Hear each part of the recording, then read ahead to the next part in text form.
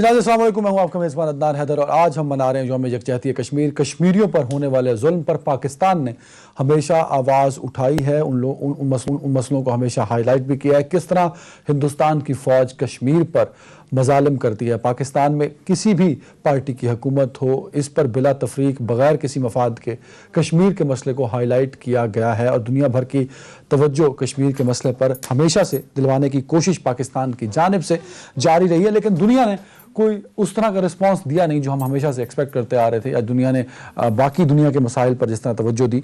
ना यूएन कश्मीर पर अपनी करारदादों को मनवा सका हिंदुस्तान से, ना दुनिया भर के जो बड़े इन्फ्लुएंशियल ममालिक हैं वो हिंदुस्तान को इस बात पर राज़ी कर पाए कि कम अज़ कम कश्मीर का जो पहले का स्टेटस था, जो जिस पर यूएन की करारदादें हैं, जो कि 5 अगस्त से पहले था, जहां 370 और 35 ए था, अब उसकी बहाली पर बात हो सके, या कश्मीर में जो मजालिम हैं फ़ौज के वो कम हो सकें, या कश्मीर में को दुनिया का सबसे बड़ा मिलिट्राइज जोन कहा जाता है, जहाँ दुनिया की सबसे ज़्यादा मिलिट्री जिस एरिया में पाई जाती है, उसको कम किया जा सके। तो उसकी वजह क्या है, इसके पेशतर हम इसमें बात करेंगे और कब तक हम यौम यकजहती कश्मीर मनाते रहेंगे, क्योंकि लोग कहते हैं कि पाकिस्तान में जब भी कश्मीर पर बात होती है, कश्मीर पर कोई बड़ा जुल्म हिंदुस्तान की जानिब से किया जाता है, तो कश्मीर पाकिस्तान के अंदर सड़कों के नाम कश्मीर से मंसूब कर दिए जाते हैं, एक घड़ी लगा दी जाती है या खामोशी अख्तियार कर दी जाती है, और इससे बड़ा पाकिस्तान कुछ बड़ा इकदाम कर नहीं सका। ये दुनिया में एक परसेप्शन लोगों को दिया जाता है। इस पर भी बात करेंगे कि ऐसा क्यों है, और इस पर बात करने के लिए मुझे ज्वाइन किया है जनाब सीनियर तज्ज़ियाकार ओरिया मकबूल जान साहब ने। ओरिया साहब बहुत शुक्रिया वक्त देने के लिए। परवेज़ लोसर साहब हैं हमारे साथ, परवेज़ साहब बहुत शुक्रिया वक्त देने के लिए। अमीर अब्बास साहब हैं, अमीर अब्बास साहब ज्वाइन कर चुके थे, उनको बहुत शुक्रिया। मैं ज़रा पहले ओरिया मकबूल जान साहब आपकी जानिब आना चाहूँगा। सर, यौम यकजहती कश्मीर, हम कश्मीर के मसले को हाईलाइट तो हमेशा से पाकिस्तान में जो भी गवर्नमेंट रही, जो भी लोग मुख्तलिफ ओहदों पर रहे, वो उसको हाईलाइट तो करते हैं। सर, इम्पैक्ट क्या आया दुनिया भर के सामने इस मसले को लेके? सर, मेरा ख्याल है इस वक्त जितना बेहतरीन मौका था कश्मीर मसले को आगे बढ़ाने का, शायद गुज़श्ता 70 साल की तारीख में कभी नहीं रहा। इससे पहले जो हमारे जितने भी तल्लुकात या मामलात थे या कश्मीर के मामले में, वो एक कश्मीर डे तक महदूद थे, या ज़्यादा से ज़्यादा हम जो है बहुत लंबी साड़ी एक यकजहती की एक हाथ बांध के एक लाइन बना लिया करते थे और तकरीरें करते थे। यहाँ तक कि हमारे बड़े बड़े शायर जितने भी हैं ना, उन्होंने अंगोला पे शायरी की है, उन्होंने वियतनाम पे शायरी की है। अब मैं फैज़ल फैज़ साहब के नाम ले सकता हूँ, मैं फराज का नाम ले सकता हूँ, मैं बड़े बड़े कातमी साहब का। कश्मीर पे कोई शायरी नहीं मिली आपको। मैं बड़े दुख से बात कर रहा हूँ, हालांकि मैं खुद एक शायर हूँ, मुझे पता है कि ये सूरत हाल क्या होती है, कि दिल से निकली होती है। लेकिन उन सारे लोगों ने, आप उठा लीजिए इनकी किताबें जो हैं, हमारे पाकिस्तान में कश्मीर पे शायरी नहीं हुई उस तरह, जिस दुख से, जितना बड़ा जो अलमिया था। लेकिन इस वक्त कश्मीर को जिंदा किया है नरेंद्र मोदी ने। अगर नरेंद्र मोदी की 14 साल की हुकूमत ना होती तो कश्मीर का मसला और ख़ास तौर पे भारत के मुसलमानों का मसला दुनिया के सामने खुल के सामने ना आता।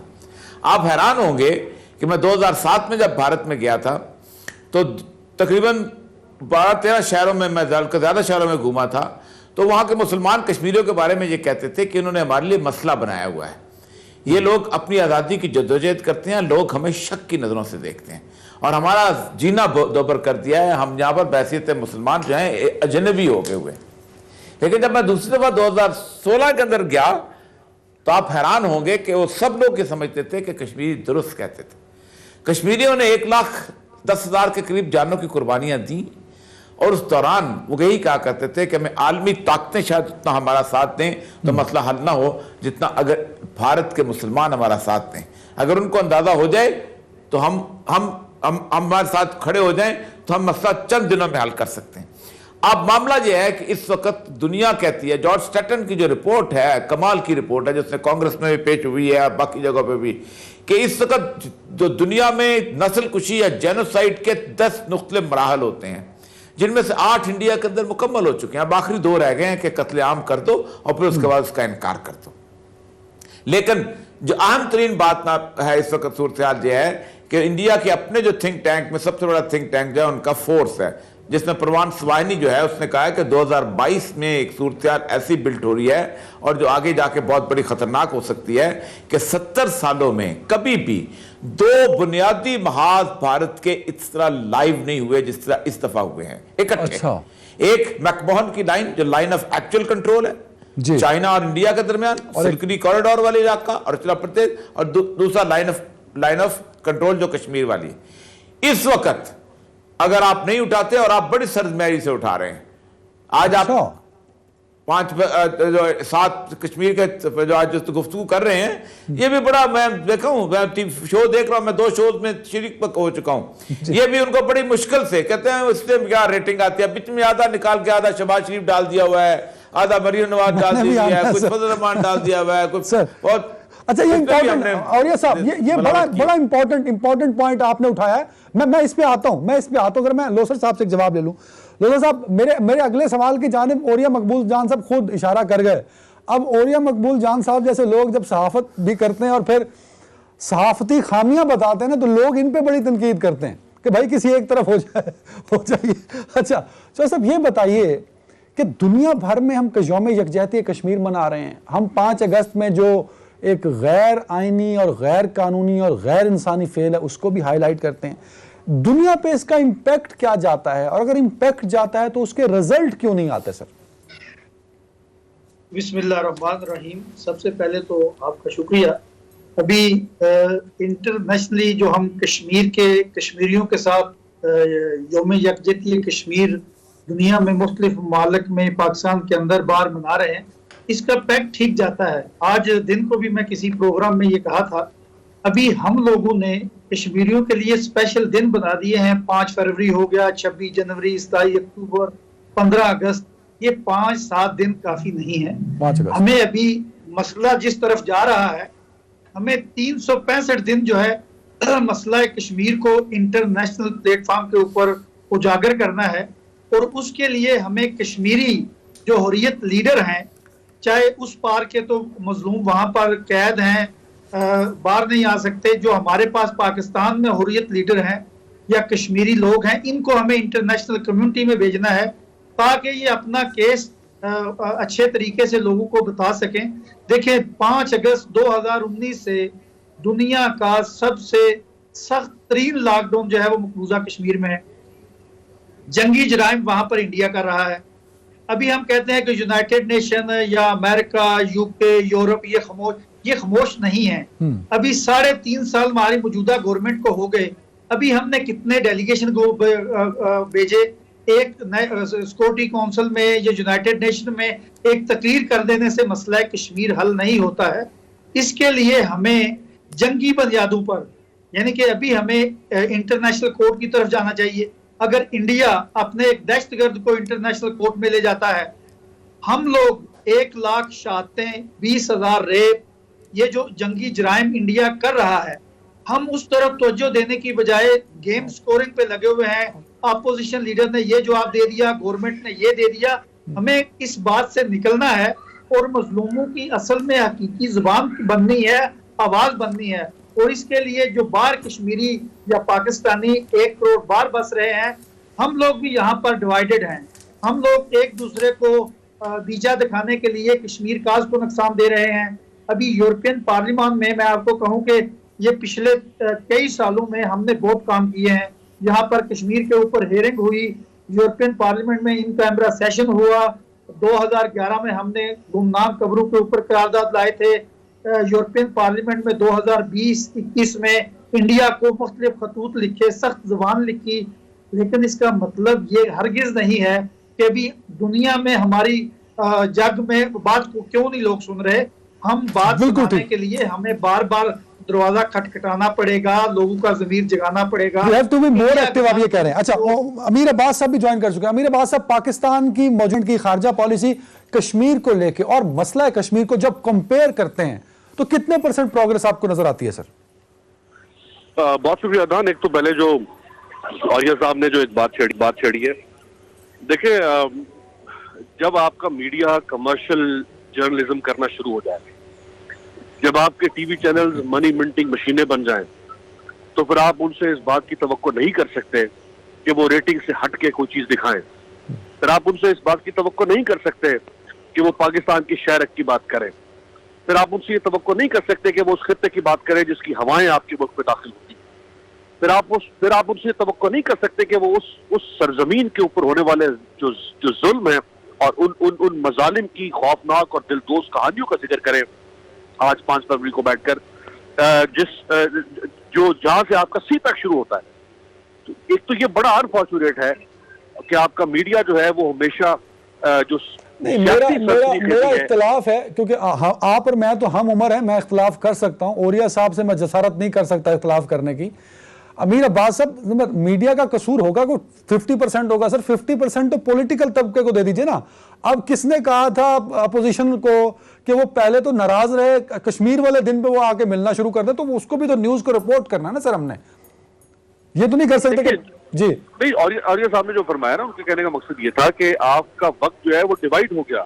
यानी आज का दिन जो है वो मीडिया को बिलखुसूस जिस तरह कश्मीर और मसला कश्मीर को उजागर करने पर सर्व करना चाहिए था, वो वक्त डिवाइड हो गया। आपके प्रोग्राम्स हैं, आपकी न्यूज है, उसमें जब से ये मुलाकात हुई है दोपहर के बाद से, उसके बाद जितना कसूर मेरा है ना, उतना कसूर अपोजिशन पार्टीज का भी है। अमीर अब्बास साहब, उनको भी ब्लेम दे देना। अदनान, उनसे आप किस बात की, किस खैर की तवक्को कर सकते हैं? उनसे आप किस खैर की तवक्को कर सकते हैं? उनको अपना इक़्तिदार नजर आ रहा है भाई, उनको अपना इक़्तिदार का सिंहासन नजर आ रहा है, उनको अपनी डूबती हुई लुटिया जो है वो उनको उसको बचाना है। उन्हें अपने सामने वो तख्ता मश्क नजर आ रहा है, वो उनके सामने भी कुछ नहीं है मकसदियत। उनकी सियासत भी जो है उसका मतबा नजर भी सिर्फ और सिर्फ इक़्तिदार है। वो इक़्तिदार से शुरू होकर इक़्तिदार पे खत्म होता है। बिल्कुल ठीक, बिल्कुल। मेरे सवाल पे आ जाए अमीर भाई, टाइम का मेरे सवाल पे। देखिए, जहां तक इस हुकूमत की पॉलिसी का ताल्लुक है, तो अगर मैं सिर्फ इमरान खान साहब की जात की हद तक अगर बात करूं, तो उसमें 2-3 चीजें अच्छी हैं कि उन्होंने हर प्लेटफॉर्म पे, वो अक़वाम मुत्तहिदा की एक तारीखी उनकी तकरीर बहरहाल मौजूद है अपनी जगह पे, वो जहां पे भी दुनिया में गए उन्होंने कश्मीर की बात की। उन्होंने ट्विटर के जरिए से, जिसको देखिए ट्विटर को आज कहा जाता है ट्विप्लोमेसी, यानी जब आप ट्वीट करते हैं तो ये डिप्लोमेसी की एक नई इस्तिलाह इजाद हो चुकी है जिसे ट्विप्लोमेसी कहते हैं। उन्होंने ट्विटर के जरिए से मोदी के सीने पर वो मोंग डले हैं। अच्छा, मैं आपको ये एक खबर दूं कि 2 मुल्कों, पाकिस्तान में 2 मुल्कों के सफीरों ने, दुनिया के 2 ताकतवर मुल्कों के सफीरों ने आपके मुल्क की एक बहुत बड़ी ताकतवर शख्सियत के सामने हाथ जोड़े कि किसी तरह आप अपने वज़ीर आज़म से कहें कि वो मोदी को RSS, शिवसेना और हिंदुत्व के ताना देना छोड़ दे दुनिया के अंदर जाके। अच्छा सर, अब ये दो सफीर कौन से हैं? एक जो ताकतवर मुल्क है उसका सफीर तो ये कह नहीं सकता, दूसरे ताकतवर मुल्क का सफीर इस मुल्क में काफी अरसे से था नहीं, तो ये बाकी कौन से 2 मुल्क हैं? मतलब आज की बात नहीं है ना, ये कोई आज की बात तो नहीं है ना, ये तो 3.5 साल में किसी भी वक्त। मैं 3.5 साल का बता रहा हूँ सर। एक ताकतवर मुल्क का सफीर नहीं कह सकता, एक का था नहीं, तो कौन से 2? अब जाहिर बात है, मैं अब आपको उस तरह अगर बात कर दूंगा तो फिर मुनासिब नहीं लगेगी ना, क्योंकि ये बात जिस सतह पर ये सर ताकतवर 2 ही ने तो दोवां सफीरां दे बाद क्लियर हो गया। हुण किन्ने ताकतवर सन या उस ताकतवर सन के नहीं सन, दिस इज द क्वेश्चन ना सर। देखिए, दो ताकतवर मुल्क हैं और उन 2 ताकतवर मुल्कों के सफीरों। अब आप इस बात को छोड़ दें कि वो चलो मैं आगे बढ़ता हूँ, ठीक है। और ये मकबूल जान साहब, सर एक परसेप्शन है, एक इंडियन डिप्लोमेट ने पिछले साल इसी तरह यौम यकजहती कश्मीर पर मुझसे कहा कि यार पाकिस्तान वाले तुसी सड़कों का नाम बदल सकते हो, को बाहर खड़े हो सकते हो, चौक तक कड़ी ला के टाइम कैलकुलेट कर सकते हैं आप लोग, इसके अलावा आप कश्मीर पर प्रैक्टिकली कुछ नहीं कर सकते। एक तो इस पर कमेंट कीजिएगा। दूसरा, लोगों में परसेप्शन ये है सर कि पाकिस्तान नाकाम हो गया, कि इंडिया अपने टेररिस्ट को मासूम करार दे देता है दुनिया के सामने, और फ्रीडम फाइटर ऑफ कश्मीर जो है वो ग्लोबल टेररिस्ट डिक्लेयर हो जाते हैं। देखिए, एक तो यह है कि हम आलमी जो है उस सूरत हाल का मुकाबला कैसे कर सकते हैं, और बार बात है बहुत मुश्किल है। लेकिन एक बात बड़ी अजीब है कि गुज़श्ता तकरीबन 2 सालों से इंडिया को जितना बैड प्रेस मिला है शायद इससे पहले 70 सालों में भी कभी ना मिला हो। नरेंद्र मोदी को कोई अच्छा इंसान नहीं कहता, दुनिया भर, वाशिंगटन पोस्ट उठा लें, न्यूयॉर्क टाइम्स उठा लें, बाकी चीज़ें उठा लें। अभी जो उनको जब मीडिया स्कैंडल आया था उसके अंदर भी बड़ी लेदे हुई थी। उसके साथ साथ और भी बहुत सारी चीज़ें ऐसी हैं कि जो इस वक्त दुनिया के अंदर उठ खड़ी हुई। बर्नी सैंडर्स की जो सूरत हाल है, उसने जाके कांग्रेस को कहा है कि ये करो, ऐसी सूरत हाल। फिर इंडिया का सबसे बड़ी बात है कि अफगानिस्तान के अंदर जो सबसे बड़ा रिलायत करना था उसका अमेरिका ने, कि वो हमारे बाद हमारा जानशीन बनेगा, इंडिया वहाँ से निकल गया। आखिरी जो अमेरिका के साथ सूरत हाल थी उसकी, और वो चाइना वाली, वो भी हालत यह है कि सितंबर में जिस वक्त वो मुआहदा हुआ है, जब 1000 स्क्वायर किलोमीटर चाइना ने ले लिया उनका, उसको लेक के पास से, तो उसका जिक्र तक नहीं करने दिया उसके रूस के अंदर जो मुआहदा हुआ। और 2 दिन के बाद चाइना ने जाके कह दिया कि ये हमारी सॉवरेनिटी की अलामत है, ये मैकमोहन लाइन जो है, हम इसके ऊपर कोई समझौता नहीं करेंगे। किस सूरत है, इतना वीक इंडिया और इतना वीक उसका पर्सपेक्टिव प्रेस के अंदर, उसके बावजूद हम क्यों नहीं कर सके? उसकी बुनियादी वजह है पाकिस्तान की पॉलिसी और पाकिस्तान की फॉरेन ऑफिस। मैं चूंकि ब्यूरोक्रेसी में रहा हूं, मेरा ख्याल है पाकिस्तान में अगर गुनाहों की फहरिस्त बनाई जाए तो 100 में से 90 इनके खातों में आएगी। अच्छा। इसलिए कि पॉलिटिशियन जो है ना, ये पॉलिटिशियन को कम से कम सारी उम्र लग जाती है, ये फाइल पढ़नी नहीं आती, फौत हो जाते हैं, आखिर वक्त तक उनको पता नहीं चलता कि ये भूल भुलैया है क्या चीज। जर्नैल को 5 से 7 साल लगते हैं फाइल समझने में, तब जाके वो कहीं उसको अंदाजा होता है कि चक्कर क्या है। ये सारा का सारा मामला जो है इन्हीं के हाथ में होता है। अब पाकिस्तान के आप देखें ना, आज मैं बासत साहब थे हमारे, बासत साहब इंडिया के अंदर जिस तरह की सिफारत करते थे, उस बंदे को इस तरह कॉर्नर किया गया कि उसने 1.5 साल पहले प्री मैच्योर रिटायरमेंट लेना पड़ गई। और बाकी जगह आप जाके देख लें, ऐसे रहते हैं कि जैसे ईस्ट इंडिया कंपनी का कोई सफीर हो, शॉन्जलीजे पे का घर है, आप देखें, आपका मेन सेंट्रल लंदन में आपके सफीर का घर है, शाह फारूक जो घर छोड़ के जाता है मिस्र में, वो आपके सफीर का घर है। इतने मजे की जिंदगी है। आपसे तो वो टूटे फूटे फलस्तीनी सफीर अच्छे हैं कि जिनको थोड़ा बहुत उनको एक रास्ता मिला, एक गवर्नमेंट ओस्लो अकॉर्ड के बाद अनाउंस हुई, तो उनकी दीवारें जो थी उनके ऊपर सारा वक्त स्वाय एट्रॉसिटी की और कुछ मिलता ही नहीं था। उनकी वेबसाइट से उन्होंने मनवा लिया आखिर। आप खुद सोचे ना कि आज एमनेस्टी इंटरनेशनल जो है वो फलस्तीन के ऊपर रिपोर्ट शाया करने की सूरत हाल पे आ चुकी हुई है, वरना 4-5 कागज होते थे जो पूरी सालाना रिपोर्ट। पिछले जवाब में आपने जो बातें की उसमें मुझे लगा कि हम मसले को बड़े अच्छे से हाईलाइट कर रहे हैं, हमने बैकफुट पे डाल दिया इंडिया को सर। आपने इंडिया को कमजोर भी जस्टिफाई कर दिया सर, बट दूसरी जानिब आप ये कह रहे हैं कि हम नाकाम हो गए सफारती महाज पर कश्मीर। हमने नहीं किया, हमने नहीं किया। हमारी खुशकिस्मती के वहां नरेंद्र मोदी आ गया, उसने वो पॉलिसी इख्तियार की कि जिसके बारे में कोई तसव्वुर नहीं कर सकता था कि इस हद तक लेवल आ जाएगा। यानी आप सोचें कि इस वक्त दुनिया के एनालिस्ट कहते हैं कि अगर वहां पर एक तो सिविल वॉर शुरू हो गई तो शाम से भी बुरा मुल्क होगा। अच्छा, दूसरी बात यह है कि यहां की सूरत हाल और चाइना का जो क्लैश आया, कंटेनमेंट ऑफ चाइना में न्यूक्लियर फ्लैश पॉइंट पे आके खड़े हो गए, फिर आप उसको बैड प्रेस उन्होंने दिया, हमने नहीं दिया। ये तो हमारे बिल्ली के भागों छींका टूटा वाली बात है, हम इसका क्रेडिट मत लें। हमारे आप देखें, सही बात की नहीं, इमरान खान साहब की तकरीरें हैं, ट्विटर है, बहुत अच्छी बात है, बहुत अच्छा किया, लेकिन उसको आगे लेके किसने जाना था? फॉरेन ऑफिस ने। उसको आगे किसने लेकर जाना था? पाकिस्तान की एडमिनिस्ट्रेशन ने, इंतजामिया ने। हमने कितने जलसे किए, कितने इस पे रिमार्क चौधरी साहब से ये बिल्कुल सही, क्योंकि चौधरी साहब इंटरनेशनल दुनिया में मूव कर रहे होते हैं, खासतौर पे इन्फ्लुएंशियल कंट्रीज हैं यूरोपीय यूनियंस के। चौधरी साहब, अगर वाकई इमरान खान साहब की तकरीरें और ट्विटर और हम इश्यूज को लेके चल रहे हैं, तो दुनिया का फोकस जो है वो कश्मीर नहीं है। जो औरियत साहब बात कर रहे हैं, फलस्तीन पर तो आज बात होती है अगेंस्ट इसराइल, पर कश्मीर पर आलमी दुनिया उस तरह बात नहीं करती अगेंस्ट फलस्तीन से, अगेंस्ट इंडिया। देखें, एक बात तो ओरिया मकबूल साहब की को मैं सेकंड करता हूं, जो हमारे सफीर हैं या जो हमारे ये बाबू हैं, ये बाबू जो हैं, जब ये कोई फाइल, अभी जैसे पाकिस्तान ने इंडिया के खिलाफ एक दोसियर बनाया था, वो दोसियर बचाने के लिए ये बाबू जो हैं ये भी कोशिश नहीं करते हैं। ये कहते हैं कि जे बाई पोस्ट भेज दो, या उनके देखें, दुनिया में सफारतकारी करने का तरीका जो है ये हमें अमेरिका, चाइना, ब्रिटेन, इन लोगों से सीखना चाहिए। इनके सफीर इतनी शानो शौकत से नहीं रहते हैं जितने हमारे रहते हैं। और दूसरा ये है कि आपके पास अगर जो चीजें हैं, आप जरूरतमंद है ना, जरूरतमंद को ये फाइल देकर उसकी याद आनी करानी है कि ये हमारा केस है, ये इंडिया जुल्म कर रहा है, इंडिया के साथ ये अभी बड़ा इजी हमारे सफारतकार, या हम लोग कह देते हैं कि पूरी दुनिया के इंडिया के साथ ट्रेड के रिलेशन है, ये मान गए ट्रेड के रिलेशन है, लेकिन इंसानी हकूक भी कुछ चीज है। आप उनके पास बार बार जाएंगे, वो आपको जवाब देंगे। मैं आपको ये कहता हूं कि यूरोपियन पार्लियामेंट के अंदर मुख्तलिफ ममालिक में हम जब भी गए हैं, हमें किसी ने खाली नहीं लुटाया है, उसके ऊपर कोई ना कोई एक्शन हुआ है। हम आकर दोसियर देते हैं, साउथ एशियन वो जैसे ईस्टर्न कंपनी है या जो भी है, आकर दोसियर देते हैं, वो वहां पड़े रहते हैं। नहीं, उनसे जवाब तलबी करनी चाहिए।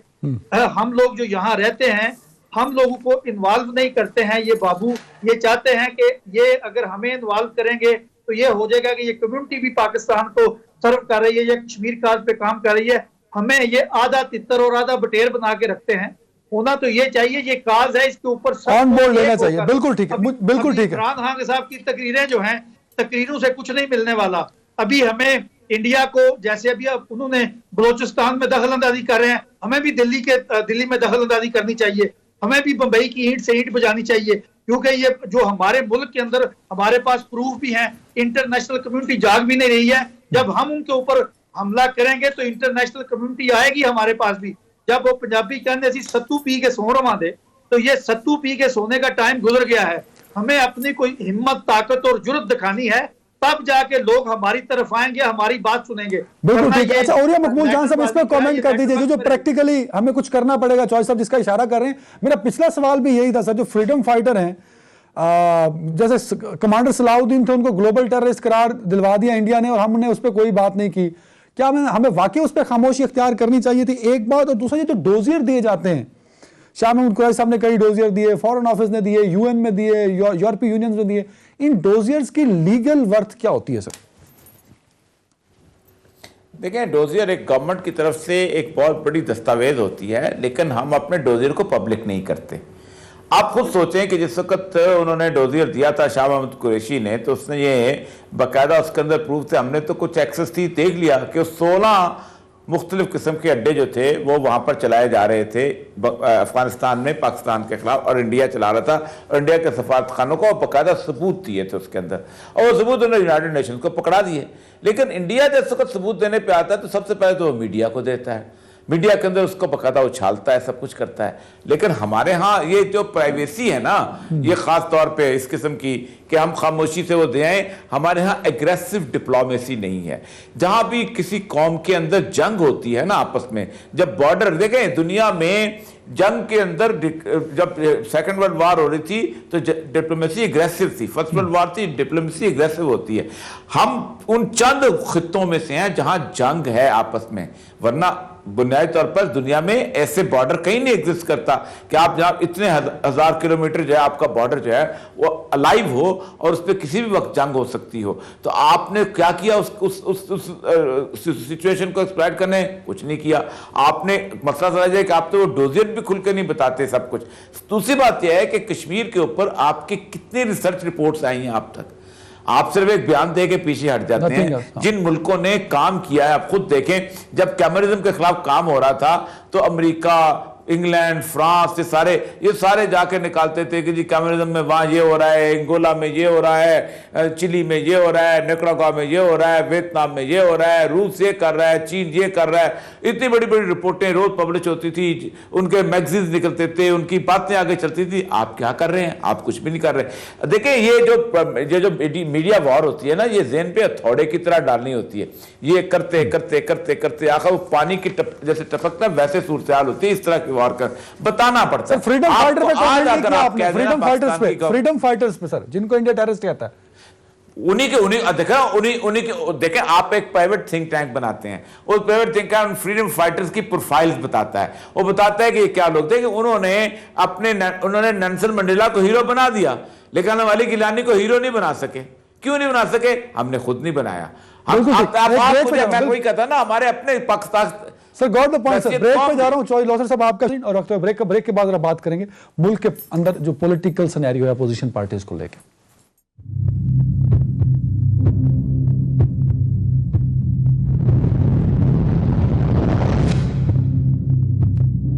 मज़ीद मालूमात के लिए 0800।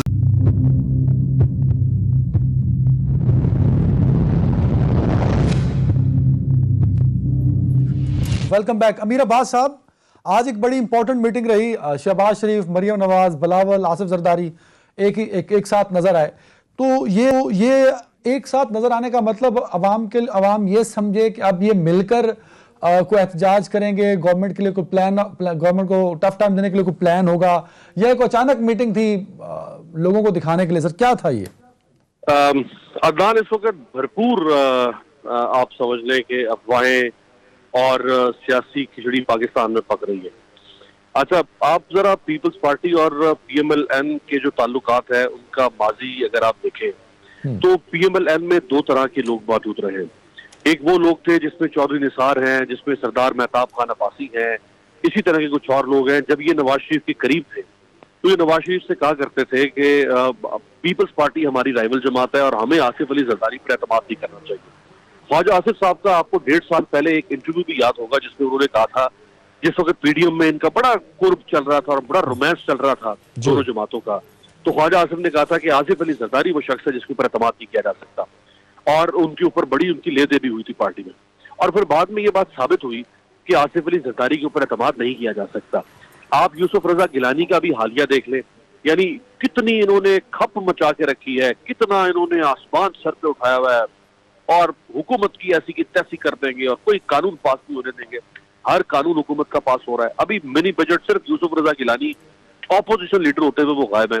अच्छा, फिर यूसुफ रजा गिलानी जिस वक्त ऑपोजिशन लीडर बने उस वक्त भी नून लीग, JUI और पीपल्स पार्टी की आपस में लड़ाई हुई और JUI ने कहा कि ये तो हमारा राइट बनता था, यूसुफ रजा गिलानी का तो राइट नहीं बनता था कि पीपल्स पार्टी ने कहां से इनको ऑपोजिशन लीडर के लिए खड़ा कर दिया। तो अब ये सारे इख्तिलाफात खत्म हो गए इनके, इसलिए मिल रहे हैं। नहीं देखिए, इख्तिलाफात खत्म नहीं हुए। अगर खत्म होते तो पीपल्स पार्टी PDM में वापस आती, ANP PDM में वापस आती। ना ANP PDM में वापस आई है, ना पीपल्स पार्टी PDM में वापस आई है। हाँ, अब इन दोनों जमातों को एक बात तो बादिल नख्वास्ता तस्लीम करना पड़ती है, और वो ये कि इमरान खान इन दोनों का मुश्तरका सियासी हरीफ है। अगरचे ये आपस में भी एक दूसरे के सियासी हरीफ है, लेकिन इमरान खान इनका कॉमन टारगेट है। अब इमरान खान का मुकाबला करने के लिए इनको सियासी महाज पर अगर ये इनके अंदर निफाक होगा, आप ये कह रहे हैं कि अगर इमरान खान इनका मुश्तरका टारगेट है तो इनमें से कुछ लोग या एक पार्टी, दो पार्टीज ऐसी भी हैं जो इमरान खान की फैसिलिटेटर रही है पिछले 3.5 साल में, तो वो कैसे, मतलब समझ नहीं आ रही बात सर। नहीं देखिए, फैसिलिटेटर तो पीपल्स पार्टी ने जितने भी ये सारे मामला रहे हैं, यानी चेयरमैन सेनेट के खिलाफ जब तहरीक अदम एतमाद आई सादिक सुजरानी साहब के खिलाफ, वो किसने नाकाम करवाई? पीपल्स पार्टी ने नाकाम करवाई। यानी पहले लोग पूरे थे, जब गिनती हुई तो वोट कम थे, और बिलावल ने खुद तस्लीम किया, ये बात ऑन कैमरा तस्लीम की कि हमारे लोगों में से कुछ लोगों ने ये कुछ किया है और हम उनके खिलाफ एक्शन लेंगे। बिल्कुल ठीक। और मकबूल जान साहब, सर ये अपोजिशन की पॉलिसीज लोगों की समझ में नहीं आ रही, और दूसरा आपने अपनी जिंदगी में मुख्तलिफ अपोजिशन देखी हैं, तो क्या अपोजिशन का यही किरदार होता है, यही रवैया होता है जो मौजूदा अपोजिशन का है? ये पाकिस्तान की तारीख में या पहली मरतबा इस तरह का रवैया देखने में आ रहा है सर? मेरे ख्याल मैंने पहली दफ़ा ऐसा देखा है, ऐसे दुनिया पूरी में कभी भी अपोजिशन की अलायंस नहीं होते, हुकूमतों के अलायंस होते हैं। अपोजिशन में पार्टियां अपने अपने नजरिए पे चलती हैं। अपोजिशन अलायंस बनाती है डिक्टेटरशिप के वक्त, मतलब अयूब खान के ज़माने में अपोजिशन ने अलायंस बनाया था, ज़ियाउल हक के ज़माने में अपोजिशन ने अलायंस बनाया था, मुशर्रफ के ज़माने में अलायंस बनाया था। लेकिन डेमोक्रेसी में एक अलायंस बढ़ा के, एक मुत्तहिद होके, सारा कुछ करके यूँ लगता है कि सबके नज़रियात तो ख़त्म हो गए। तो इसका मतलब यह है कि ये बुनियादी तौर पर ये सारे के सारे जितने भी अपोजिशन के लोग थे वो चल नहीं पाए, क्योंकि जाहिर बात है कि डेमोक्रेटिक प्रोसेस के अंदर अलायंस बना नहीं करते, इस तरह के हुआ नहीं करते। और अब तो मुझे बहुत हद तक यकीन आने लग गया हुआ है कि अगर कभी एस्टेब्लिशमेंट ने सोचा कि इस मुल्क में सदारती निज़ाम आने लगेगा और वोट की जरूरत पड़ी, तो यही असेंबली इंशाअल्लाह नज़ीर वोट दे देगी उसको। सदारती निज़ाम जो है वो पकाना 2/3 मेजॉरिटी, जो साहब जो 6 दफा जो कुछ हुआ है कि आप, यानी कितनी उसने तारीख मेरे पास साहब ने दोहरा दी कि कितनी शानदार 6 दफा आपको अक्सरियत में होते हुए आप कुछ नहीं कर सके। आप सोचें कि ये जो अभी हुआ है बिल के अंदर कि 43 बराबर हो गए, उसने कास्टिंग वोट डाल दिया, फिर उसका एक्चुअल वोटिंग की बारी आई तो एक आदमी अपना उसने मोबाइल कान को लगाया, बातें करते करते आराम से खिसक लिए। अब ये कभी दुनिया के होता है यानी किसको मजाक? इसका मतलब यह है कि मुझे आप सर ये बताएं, एक डेढ़ ये जो अपोजिशन कर रही है सर, ये जो अपोजिशन कर रही है, क्या ये खुद कर जानबूझ के कर रही है, किसी के कहने पे कर रही है, या क्या? देखें, पहली बात तो यह है कि अगर आप किसी शख्स का खून रिसीव करते हैं इस बुनियाद के ऊपर कि आपके पास आप खौफजदा होते हैं, तो फिर आपको सियासत छोड़ देनी चाहिए। आपका पीछे 1 लाख बंदे का वोट है, आपके पास एक अच्छी खासी साइजेबल किस्म की जायदाद है, करोड़ 1.5 करोड़ रुपया आपने इलेक्शनों में लगाया हुआ है, आप रीजनेबल इंसान हैं, वो भाई आप कमाल करते हैं, या छोड़ दो या खड़े हो जाओ, ये क्या मसला हुआ? तो असल मसला ये है कि ये हमने भी हीरो बना दिया हुआ है ना, हमने भी कहा है कि नहीं नहीं कोई बात नहीं, कुछ कर रहे ये बेटा जो है मेरा जनाब बाहर से उसके 4-5 तलकात ख्वातीन के साथ थे, किसके साथ उसके साथ थे, अब क्या कर रहे हैं, तंग करती थी, फोन आते थे ये वो, अब बेटे को आप अपने पास रख लिया। मसला ये है कि वो मुझे शर्म आती है, आप उन लोगों को रखते कैसे हो जो आप किसी का फोन रिसीव कर देते हैं? बिल्कुल सही, बिल्कुल सही। अमीर अब्बास साहब, ऐसी अपोजिशन का मुस्तकबिल क्या होगा, और क्या आपको लगता है कि ये अपोजिशन इमरान खान साहब की हुकूमत का खात्मा कर पाएगी? सर नहीं होता। देखिए, ऑपोजिशन का काम होता है, अगर आप वेस्टर्न डेमोक्रेसीज में देखें, डेवलप्ड डेमोक्रेसीज में, तो ऑपोजिशन को कहा जाता है गवर्नमेंट इन वेटिंग। ऑपोजिशन तैयारी करती है कि आइंदा वो बरसर इक्तदार आएगी तो वो कैसे डिलीवर करेगी। ये क्या 3.5 साल से हमने किसकी टांग खींचनी है, हमने किसको नीचे लिटाना है, हमने किसका पजामा उतारना है, हमने लॉन्ग मार्च कैसे करना है, हमने धरना कैसे देना है, हमने पीडीएम कैसे, ये 3.5 साल से इनकी कारकर्दगी, ये है इनका नामा है माल। कल इनको बिठा दें आप लाके इक़्तिदार में, क्या करेंगे? छक मारेंगे बैठ के, छक मारेंगे बैठ, कुछ नहीं दे सकते, ये डिलीवर कर सकते। और बदकिस्मती से यही काम इमरान खान ऑपोजिशन में करते थे। उन्होंने भी लॉन्ग मार्च किए, धरने दिए, उन्होंने भी कोई जो है वो ऐसी कोई प्लानिंग नहीं की, कोई तैयारी नहीं की, कोई मॉड्यूल्स नहीं बनाए कि अगर मुझे कल को इक़्तिदार खुदा ना खास्ता मिल ही जाता है किसी तरह से, तो मैं जो इतनी बड़ी बड़ी बातें कर रहा हूं मैं कैसे डिलीवर करूंगा। दूसरा, गवर्नमेंट को कहा जाता है वॉच डॉग। ऑपोजिशन को, ऑपोजिशन नजर रखती है गवर्नमेंट के ऊपर। इन्होंने क्या नजर रखी है इन 3.5 साल के अंदर, सिवाय इमरान खान को सिलेक्टेड करने के, सिवाय कभी कंधों पे इशारा लगा के, कभी आर्मी चीफ का नाम लेके, कभी जनरल फैज का नाम लेके, इन्होंने इसके अलावा क्या किया 3.5 साल? कोई प्रोडक्टिव ऑपोजिशन, कोई कंस्ट्रक्टिव ऑपोजिशन, कोई कंस्ट्रक्टिव फीडबैक। जो कानून साजी, अगर अच्छी कोई कानून साजी गवर्नमेंट ने लाने की कोशिश भी की, वो कानून साजी भी करने की कोशिश, जैसे वो ज़ैनब अलर्ट बिल आया, वो ज़ैनब अलर्ट बिल जो है उसकी कानून साजी करने पे कितने साल लगे हैं पाकिस्तान की पार्लियामेंट में।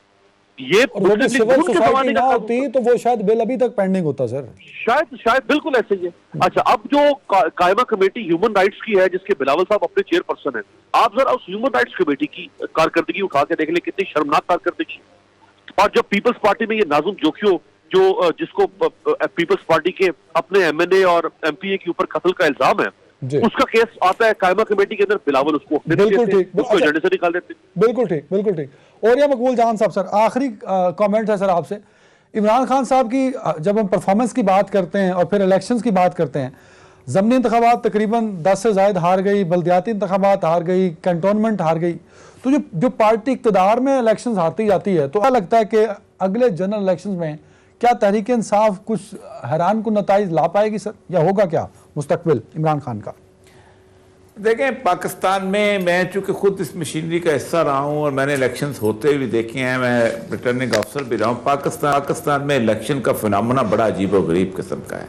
हाँ जी, हम कहते हैं हमने बड़ी गेज बनाई। अभी देखे ना, वही एक अभी खानेवाल का इलेक्शन हुआ है, वही नून लीग के जितने वोटर थे 15 दिन के अंदर वो सारे तहरीक इंसाफ के वोटर हो गए, और जो तहरीक इंसाफ के जितने वोटर थे वो सारे के सारे नून लीग के वोटर हो गए। कमाल की बात नहीं है।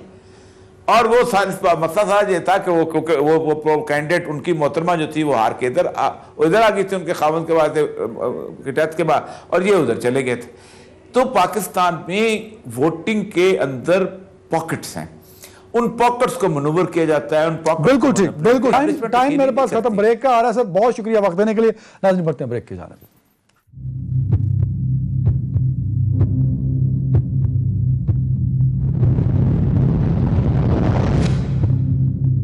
Welcome back. और बात करेंगे प्राइम मिनिस्टर का दौरा है चीन। इस वक्त prime minister of Pakistan Imran Khan साहब चीन में मौजूद हैं, जहां उन्होंने आज शिरकत की चीनी सदर की जानिब से दिए गए ज़ोहराने में दुनिया भर से मुख्तलिफ मुल्कों के सरबराहान जो हैं वो सरमाई ओलंपिक्स की इफ्तिताई तकरीब में उन्होंने शिरकत की थी। तो ज़ोहराने में एक इनफॉर्मल सा इंटरेक्शन भी प्राइम मिनिस्टर ऑफ पाकिस्तान का हुआ, कुछ फॉर्मल मीटिंग्स भी हैं। और इमरान खान साहब आज चीनी हम मनसब से भी उनकी मुलाकात हुई। कल चीन के सदर से प्राइम मिनिस्टर की 1-on-1 मुलाकात भी होगी। तो कुछ चीज़ें, क्योंकि जब भी हम चाइना से ताल्लुकात की बात करते हैं तो पाकिस्तान के खारजा पॉलिसी पर, अमरीकी असरात पर भी हम ज़रूर नज़र रखते हैं, क्योंकि हमेशा ये बात सामने आती रही है कि जैसे ही पाकिस्तान चाइना के बहुत क्लोज जाता है, अमरीका को तहफ़्फ़ुज़ात उस पर होते हैं। दूसरी जानिब CPEC को लेकर अमरीका समेत कई मगरबी ममालिक को इस पाकिस्तान और चाइना के दरमियान होने वाले जो मुआहदे हैं, ख़ासतौर पर CPEC को लेकर काफ़ी तहफ़्फ़ुज़ात भी हैं, जिसको काफ़ी हद तक ट्रंप इंतज़ामिया में कई चीज़ें काफ़ी हद तक क्लियर हो गई थी। लेकिन बाइडन के बतौर प्रेसिडेंट आने के बाद चीज़ें फिर कहीं शायद धुंधला सी गई हैं। तो इस पर बात करने के लिए मुझे ज्वाइन किया है अमेरिका से रिपब्लिकन लीडर हैं साजिद तारड़ साहब। साजिद तारड़ साहब, बहुत शुक्रिया, after a very long time आपने मेरे शो के लिए टाइम दिया। सर, पहले तो बताइए कि प्राइम मिनिस्टर का दौरा चीन अमेरिकन जो हैं वो किस तरह देखते हैं, खासतौर पर बाइडन एडमिनिस्ट्रेशन के हवाले से अगर हम बात करें तो? देखिए, चाइना इस वक्त जो है वो एक अमेरिका के लिए एक थ्रेट है। जिस तरह के आप देखा होगा कि इंडो पैसिफिक में जो हालात इस वक्त चल रहे हैं और जिस तरीके से उनको चाइना को एक फाइनेंशियल और दिफाई राइवरी एक समझा जाता है, खतरा समझा जाता है, तो उस तनाजर से अगर देखा जाए तो आपका डेमोक्रेटिक समिट में ना आना और उसके बाद आपका ओलंपिक में जाना, वहां से $3 बिलियन लेना, ये चीजें अल्टीमेटली अमेरिका के इंटरेस्ट में नहीं है। लेकिन इसमें थोड़ा सा मैं ये बैकग्राउंड आपको बताना चाहूंगा कि जिस तरह थोड़ा सा आपने अपनी ओपनिंग स्टेटमेंट में ये बात कही है कि इस वक्त अमेरिका के अंदर बाइडन एडमिनिस्ट्रेशन को समझा जा रहा है कि ये बराक ओबामा की थर्ड टर्म है। उसकी वजह ये है कि जो टोनी बिल्किन है वो बराक ओबामा के जो लाए हुए इंट्रोड्यूस थे ईरान डील के मूजद वो थे, और जो आजकल सेक्रेटरी स्टेट है, वजीर खारजा है, और वही पॉलिसी इस वक्त चल रही है अमेरिका की फॉरेन पॉलिसी जो ओबामा दौर में थी। और उस पॉलिसी के अंदर अगर देखा जाए तो अमेरिका की फॉरेन पॉलिसी कमजोर थी, चाइना और रशिया ने उसको भरपूर तरीके से अब्यूज किया। तो आज भी हालात वही हैं, आप उसके देखें। और उसका दूसरा इंपैक्ट है कि जिस तरीके से अफगानिस्तान से शिकस्त खा के अमेरिका निकला, डीमोरलाइज होकर निकला वहां से, उसका इंपैक्ट आपने उसका साइड इफेक्ट देख लिया है कि यूक्रेन के अंदर किस तरीके से रशिया 1,27,000 फौजें लेकर अमेरिकन एलाइज को थ्रेट कर रहा है और अमेरिका उसके अगेंस्ट कुछ भी नहीं कर सकता। अच्छा साजिद साहब, there is a important point, मतलब जिस तरफ आप इशारा कर रहे हैं, अगर हम चाइना की तरफ एक वजह ये भी बताई जाती है ज्यादा झुकाव हो जाने की। कोई CPEC का मुआहदा तो एक पुराना मुआहदा जिस पर इंप्लीमेंटेशन हो रही है, मजीद जो मुआहदात हो रहे हैं, दिफाई मुआहदे हैं या तिजारती मुआहदे हैं और ज्यादा झुकाव है, उसकी वजह लोग ये भी बताते हैं कि ट्रंप के बाद बाइडन के आ जाने के बाद जो सर्द मोहरी दोनों मुल्कों में रही है वो खत्म नहीं हो पा रही। अमेरिका की जानिब से कोई गर्म जोशी नजर आ नहीं रही, लिहाजा पाकिस्तान ने कहीं ना कहीं तो जाना है सर। तो why not to go China and other country like Russia and other countries sir? उसके मैं आपको कुछ पॉइंट बताना चाहूंगा।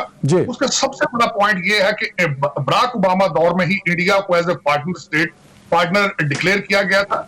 इस वक्त वो ये समझते हैं कि इंडिया जो है वो हमें चाइना के अगेंस्ट पाकिस्तान से ज्यादा बेहतर सर्व कर सकता है।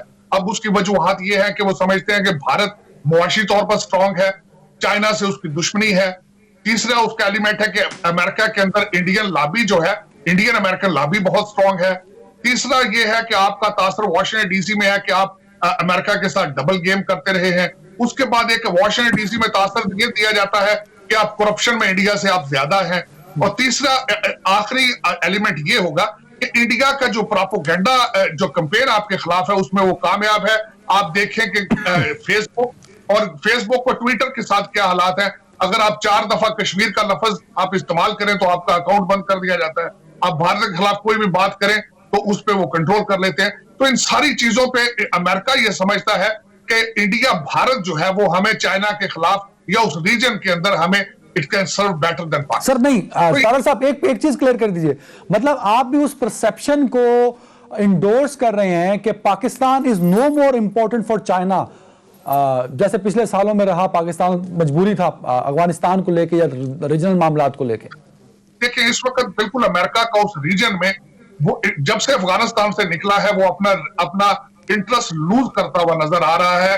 सर्द मोरी की एक वजह यह है कि वीक फॉरेन पॉलिसी, इंडिया की तरफ झुकाव, इंडिया का डिफेंस अपने आर्सनल्स लेने, उनसे डीलें करनी, और उसमें सबसे बड़ा जो वजह है, मैं समझता हूँ वाहिद पाकिस्तानी हूं जो पिछले 5-7 साल से आपको सब पाकिस्तानी एडमिनिस्ट्रेशन को ये बताने की कोशिश कर रहा हूं कि वॉशिंगटन डीसी में इंडियन डायस्पोरा और इंडियन लॉबी इस वक्त जू लॉबी के बाद सेकंड स्ट्रॉन्गेस्ट लॉबी है और पाकिस्तान को उस पर बहुत ज्यादा थ्रेट है। एक छोटी सी मिसाल दूंगा कि आपके नए एम्बेसडर साहब आ रहे थे यहाँ पे, उनको रोकने के लिए इंडियन लॉबी ने अपना इन्फ्लुएंस इस्तेमाल किया और वो आपके एम्बेसडर साहब जो आ रहे थे उनको रोकने में वो कामयाब हुए हैं, इतने स्ट्रॉन्ग है।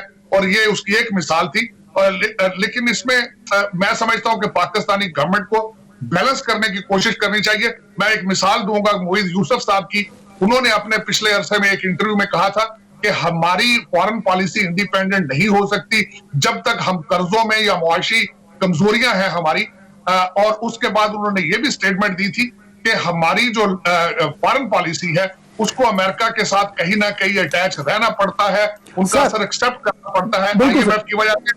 लेकिन चाइना आज जिस तरह के खान साहब अभी चाइना गए, $3 बिलियन की बात हो रही है वहां पे, तो इन सर्कमस्टांसेस में देखना पड़ेगा, आपको बड़ी जल्दी डिसाइड करना पड़ेगा कि हु सूट्स यू बेटर और आपको किस कैंप के साथ रहना पड़ा। अच्छा सर, एक चीज कमेंट कर दी, फिर मैंने एक और सवाल आपसे पूछना। मुझे ये बताइए कि चीन के साथ जो हमारे ताल्लुकात मजीद बढ़ रहे हैं, खासतौर पर डिफेंस को लेके हमारे जो मामलात हैं वो पिछली कई दहाइयों की निस्बत पहली मरतबा ऐसा हो रहा है कि we are going to increase up to maximum level.